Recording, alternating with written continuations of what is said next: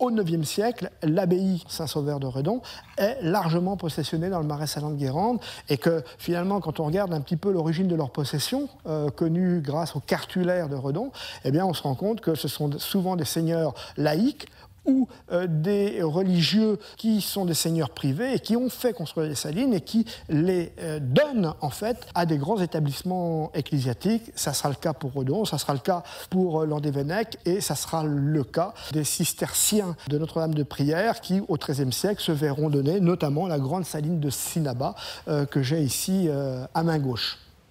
La Bretagne historique a connu plusieurs grands bassins salicoles. Pensons par exemple au bassin du Sud-Loire, ceux de la baie de Bourgneuf, Moutier-en-Ré, Bourgneuf-en-Ré, Saint-Cyr-en-Ré, et finalement tout le fond de la baie de Machecou a eu une grande activité salicole.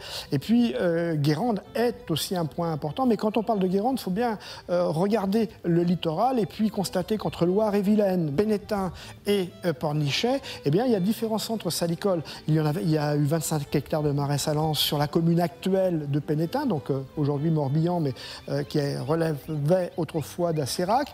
Il y en a dans la zone d'Acérac, Mesquer et Saint-Molf qui constituent également un bassin. Il y a le bassin de Guérande et de Bas, et puis plus à l'est, il y avait autrefois le bassin de Pornichet qui n'existe plus aujourd'hui et qui relevait de la commune de Saint-Nazaire. Donc déjà, sur cette partie de territoire, il y avait beaucoup plus de bassins salicoles, de zones salicoles qu'il y en a aujourd'hui.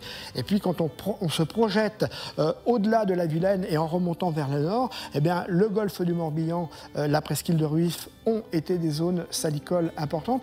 On peut aller encore au-delà du golfe du Morbihan, remonter vers l'Orient et penser que la plus grande des salines de la façade atlantique, elle se trouve à Carnac. D'un seul tenant, il y avait quelque chose comme 640 œillets. 640 œillets dans un seul tenant. Et là, je pense à la saline du Brenno qui a été abandonnée en 1960 seulement. Encore plus haut, dans la petite mer de Gavre, près de l'Orient, il y avait plusieurs salines qui existaient. On remonte encore sur la Manche, dans l'estuaire de la Rance, à Saint-Suliac, il y a eu plusieurs salines qui ont été aménagées. Ce qui est intéressant, quand on examine les conditions d'aménagement et qui aménage les salines, ce sont des Bretons de la région de Guérande qui s'expatrient, si je puis dire, en direction du Morbihan ou alors en Ille-et-Vilaine pour aménager ces salines. Pourquoi ? Parce que ce sont des techniciens avec un savoir-faire, des compétences.